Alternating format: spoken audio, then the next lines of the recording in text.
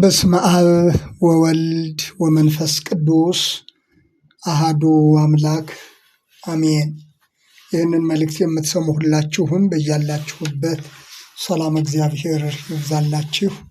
የሰላም አምላክ ልዑል እግዚአብሔር ስለዚች ዕለትና ሰዓት ክብርና ምስጋና ለእርሱ ይሁን። በዘመን የእኩሌታ አትውሰደኝ። መዝሙረ ዳዊት መዝሙር 101 ቁጥር 24 የዳዊት ጸሎት ነው። በእርግጥ ይህ ጸሎት የዳዊት ብቻ አይደለም፣ የሁሉም ሰው ጸሎት ነው ማለት ይቻላል። ሁሉም ሰው እድሜ ጠግቦ ማለፍን እግዚአብሔር እንደገና ተጨማሪ እድሜ ሰጥቶት ብዙ እድሜ በምድር ላይ መኖርን መናፈቅ የሰው ልጆች ሁሉ ሀሳብና ጸሎት ነው። ምን ያህል እግዚአብሔር በሰጠን እድሜ የእግዚአብሔርን ሀሳብ እናስባለን? እግዚአብሔር በሰጠን እድሜ ምን ያህል የእግዚአብሔርን ፈቃድ ለመፈጸም ለመስራት እንጓጓለን የሚለው ሌላኛው ጥያቄ ሆኖ፣ ነገር ግን እድሜ የሰው ልጆች ሁሉ ናፍቆት ነው። ስለዚህ ዳዊትም በዚህ የመዝሙር ክፍል ላይ በዘመን የእኩሌታ አትውሰደኝ ይላል። በሌላኛው መዝሙሩ ደግሞ የዘመኖቻችንም እድሜ 70 ዓመት ቢበረታ 80 ዓመት ነው፣ ቢበዛ ግን ድካምና መከራ ነው ይላል። የዘመኖቻችን እድሜ 70 ዓመት ቢበረታ 80 ዓመት ነው፣ ቢበዛ ግን ድካምና መከራ ነው ይላል መዝሙር 89 በቅንፍ 90 ቁጥር 10 ላይ። እንግዲህ ከዚህ የዳዊት መዝሙር ከተገለጸው ቃል አንጻር የሰው እድሜ በዘመን የእኩሌታ አትውሰደኝ የሚለው 70 ወይም 80 የሚለው ጤናማው እድሜ ይህንን እኩሌታ የሚለውን ስናሰላው 35 ወይም 40 ዓመት አካባቢ መሆኑ ነው።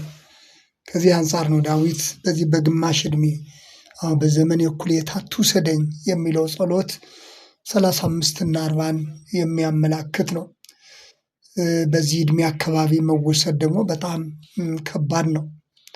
በሀገራችን አባባል ገና በለጋ እድሜው ተቀጨ እንደሚባለው አይነት አሳዛኝ ሁኔታ ይሆናል ማለት ነው።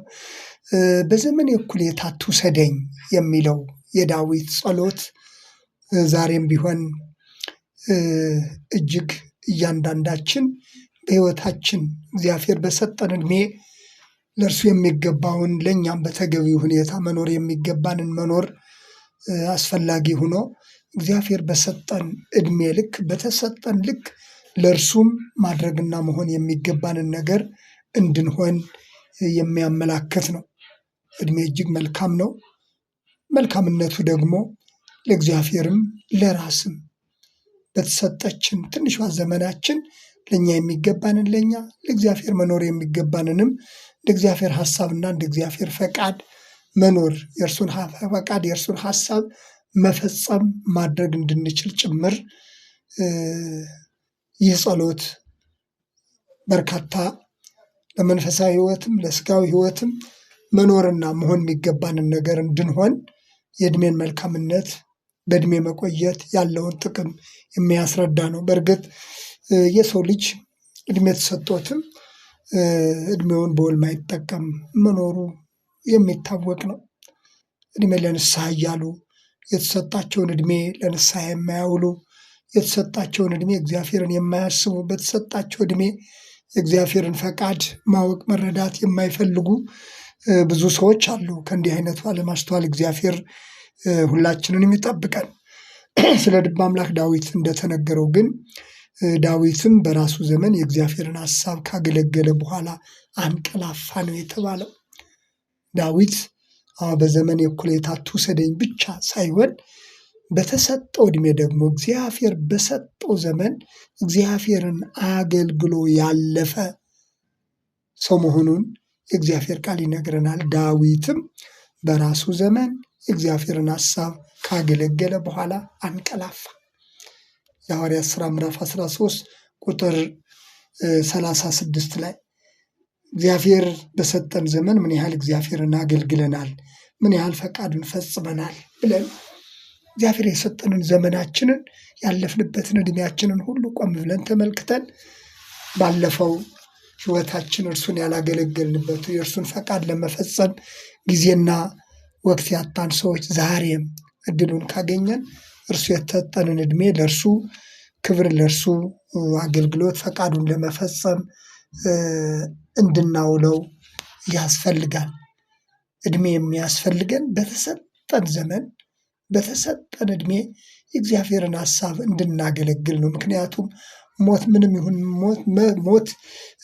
ይሁን ምን አይቀርም። ይቅርታ፣ ሞት ሁልጊዜም ቢሆን አይቀርም።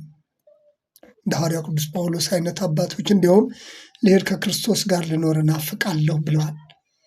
ለመኖር እንኳ ባንናፍቅ ወደ እርሱ ለመሄድ እርሱን ለማየት ከእርሱ ጋር ለመኖር እንኳ ባንናፍቅ እስካለን ድረስ ይህ ጥሪ እንደሚመጣ ተገንዝበን ሞትን በመናፈቅ እንኳ ባይሆን ሲመጣ ግን ተዘጋጅተን መጠበቅና ቢቻልም ሞት ማለት ለዘላለም ከእርሱ ጋር ለመኖር የተሰጠን ወደ እርሱ የሚያደርሰን መሆኑን ተገንዝበን ወደ እርሱ ለመሄድ መናፈቅንም የሚጠይቅ ነው። በእግዚአብሔር ፈቃድ እንደ ቃሉ መኖር ስንችል።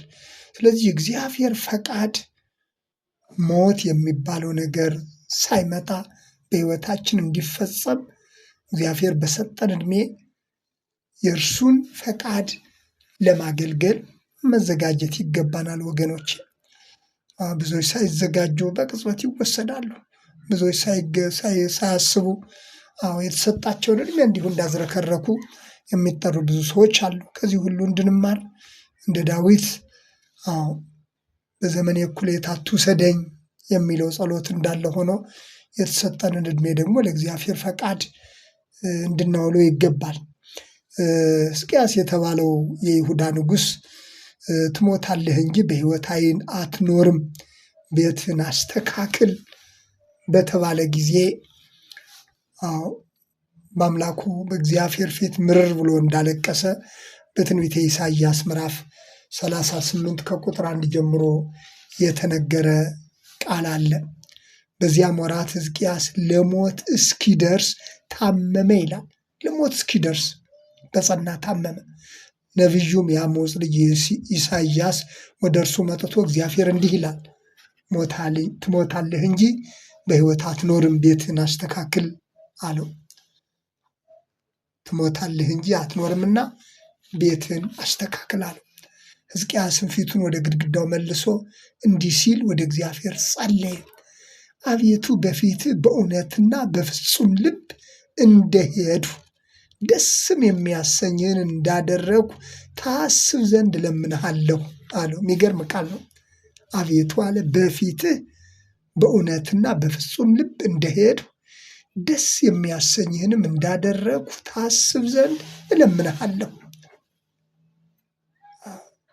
ሕዝቅያስም እጅግ አድርጎ አለቀሰ።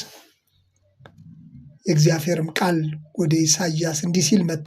ሂድ ሕዝቅያስን እንዲህ በለው፣ የአባትህ የዳዊት አምላክ እግዚአብሔር እንዲህ ይላል፣ ጸሎትህን ሰምቻለሁ፣ እንባህንም አይቻለሁ። እነሆ በዕድሜህ ላይ 10 ዓመት እጨምራለሁ። አንተንና ይህችንም ከተማ ከአሦር ንጉሥ እጅ እታደጋለሁ፣ ይህችንም ከተማ እጋርዳታለሁ አለው ይላል። የሚገርም ቃል ነው። አንተን ደስ እንዳሰኘው በፊትህ አንተን ደስ የሚያሰኘውን ነገር ሁሉ እንዳደረጉ አስባለሁ። እግዚአብሔር ደስ የሚልበትን አድርጎ መጠራት እንዴት መታደል ነው! እንደዛም ሆኖ ግን እግዚአብሔር እንደገና 15 ዓመት ዕድሜ ጨመረለት። ወገኖች እግዚአብሔር መጨመር ይቻለዋል፣ መስጠት ይቻለዋል። በተሰጠን ዕድሜ እርሱን ደስ የሚያሰኝ የእርሱን ፈቃድ የመፈጸም ፍላጎቱ ግን ሊኖረን ያስፈልጋል። እርሱ የረዳንን እርሱ የሆነልንን ነገር እያሰብን ወገኖቼ የእግዚአብሔርን ፈቃድ የእግዚአብሔርን ሐሳብ ማገልገል። ዳዊት የእግዚአብሔርን ሐሳብ ካገለገለ በኋላ አንቀላፋ። ጸልዮ ነበር። በዘመኔ እኩሌታ አትውሰደኝ ብሎ ነበር። እንዳለውም እግዚአብሔር ጸሎቱን ሰምቶ በዘመኑ እኩሌታ አልወሰደውም። ዕድሜ ጠግቦ ነው ያረፈው። በተሰጠው ዕድሜ ደግሞ እግዚአብሔርን አገለገለ። የእግዚአብሔርን ሐሳብ ፈጸመ። ሕዝቅያስም ቢሆን ትሞታለህ በተባለው ጊዜ በአምላኩ ፊት ጸለየ፣ ለመነ። ደግሞም በዘመኑ እግዚአብሔር ደስ የሚልበትን ባካሄዱ በኑሮ ሁሉ በእግዚአብሔር ፊት መልካም ነገር እንዳደረገም ሕዝቅያስ ተናገረ። ስለዚህ ጸሎትን ሰምቻለሁ፣ እንባህንም አይቻለሁ፣ በዕድሜ ላይ 15 ዓመት እጨምርልሃለሁ አለው። ነገር ግን እንዲህ አይነቱን ዕድሜ እግዚአብሔር ጨምሮልን እግዚአብሔር ተጨማሪ ጊዜ ሰጥቶን በተሰጠን ጊዜ ምን አደረግን? ለእግዚአብሔር ቀርቶ ለራሳችን እንኳን መሆን የሚገባንን ነገር ያልሆን ያለፈውን ዘመናችንን ባሰብን ቁጥር ሁልጊዜ በጸጸት የምንሞላ ሰዎች ጥቂት አይደለንም። ነገር ግን ያለፈውን እንዳለፈ ቆጥረን ያለፈውን እንደፈሰሰ ውሃ ቆጥረን አሁንም እግዚአብሔር ዕድሜ የሰጠን ሰዎች በተሰጠን ዕድሜ እግዚአብሔርን ልናከብረውና ልናገለግለው ይገባል። ወገኖች ሐዋርያው ቅዱስ ጳውሎስ በመልእክቱ እንደገለጸው የዚች ዓለም መልክ አላፊ ነውና ብሏል። አላፊ ነው። የዚች ዓለም መልክ አላፊ ነው። ያለውም እንደሌለ ይቁጠር። አለኝ የሚለው ነገር ሁሉ እንደሌለ ይቁጠሩ። ምክንያቱም የዚች ዓለም መልክ አላፊ ነውና። አንደኛ ቆሮንቶስ ምዕራፍ 7 ቁጥር 30 እና 31 ስናነቡ ይህን ቃል እናገኛለን። የዚች ዓለም መልክ አላፊ ነው። ስለዚህ በሚያልፈው ዓለም ጠፊ በሆነው ዓለም ላይ ሆነን እውነት እግዚአብሔር የሰጠንን ዕድሜ በሚያልፈው ዓለም የማያልፈውን የእግዚአብሔር ሐሳብ የማያልፈውን የእግዚአብሔር ፈቃድ ለመፈጸም መዘጋጀት ይገባናል። ትልቁ ወገኖች መንፈሳዊ ኪሳራ የህይወት ኪሳራ ቢኖር እግዚአብሔር ዕድሜ ሰጥቶን የተሰጠንን ዕድሜ የእግዚአብሔርን ነገር አለማሰብ ነው። ብዙ ሰዎች አሉ እግዚአብሔር 70-80 ዓመት ዕድሜ ሰጥቷቸው ከዛም በላይ ዕድሜ ሰጣቸው። እግዚአብሔር የሆነላቸውን የተሰጣቸውን ዕድሜ እንኳ ቆም ብሎ አስቦ እግዚአብሔር እኮ ይህንን ያህል ዕድሜ ሰጥቶኛል፣ ከዚህ በኋላ የኔ መጨረሻ እኮ በሞት መለየት ነው።